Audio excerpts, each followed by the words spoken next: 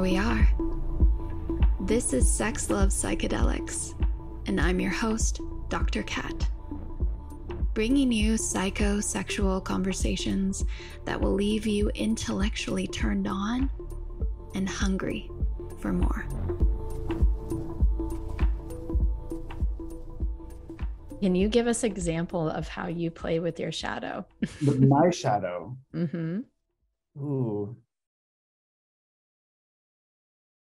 Well, this might be too much information, but I'm a true sadist.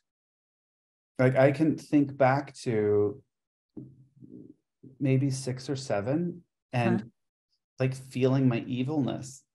Whoa.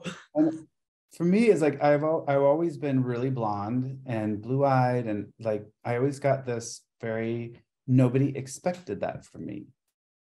Yeah. And that's also kind of hot for me, is he's the good guy. He never hurt a fly. And, I didn't hurt anybody, but I loved to play doctor. Like, I was that kid that was over at your house and was like, let's play doctor. And they'd be like, I need to go ask my dad. I'd be like, no, don't ask your dad. They come back and they're like, my dad said no, and your mom's on her way to pick you up. Oh my goodness.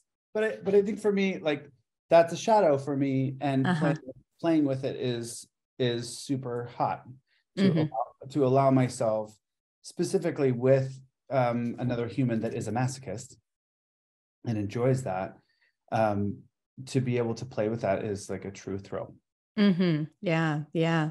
And to even emphasize too, as a child, like how evil is a child actually? Their ability to be innocent in their play and their exploration and their, things that feel good and pleasurable, is a really important context to remember for, around that too. But, where do some of these parts develop is childhood. Yeah. Like, I guess, thank you for the correction and the feedback. But I guess I would go back to, I was just very curious. Yeah. I was just so curious. And I remember like my first kind of, I don't even know if it would be sexual, but like a genital experience with someone else, is I had a neighbor and we used to give each other blowjobs on the side of my house. And we were like 3. Yeah. And it was like, it wasn't anything more than just like being really curious, and also like feeling the pleasure of it, and like just being in the experiment. Mm-hmm. Yeah. And that's important for us to have those conversations, publicly with people too, because, through the adult eyes, when we look back at our childhood, we could look at some of these experiences and we're like, oh my God, I did something wrong. I violated somebody. I violated myself, whatever. But then to think through the eyes of a child, it's completely innocent, and it's totally different.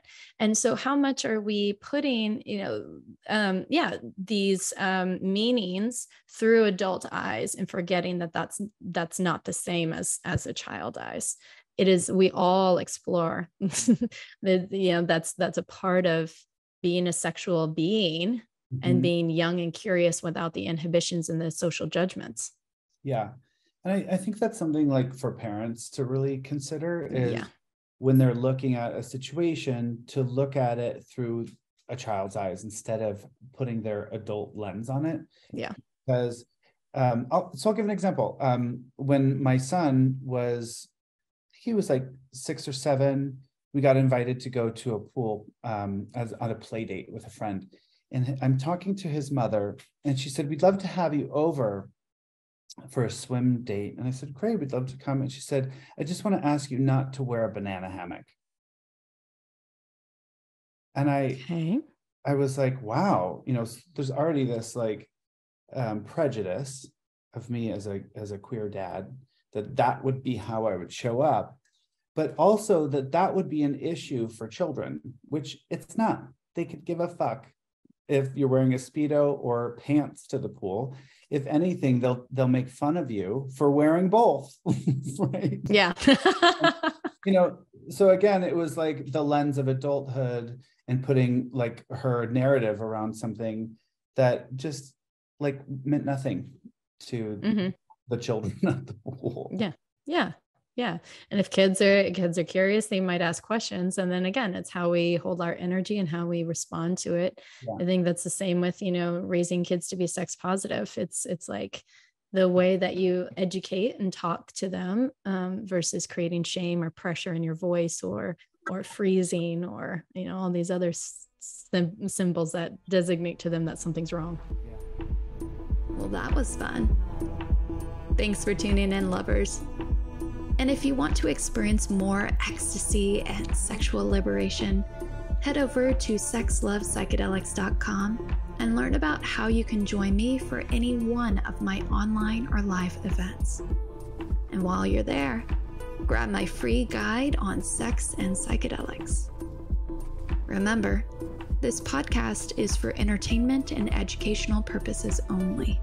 Please contact your healthcare provider and local law before pursuing any of the products or psychedelics discussed. And one final note here. I make this show specifically for you. If you're loving the show, then be sure to leave me a review in iTunes or Spotify to let me know. Happy to be here and happy to serve. I'll see you next time on Sex Love Psychedelics.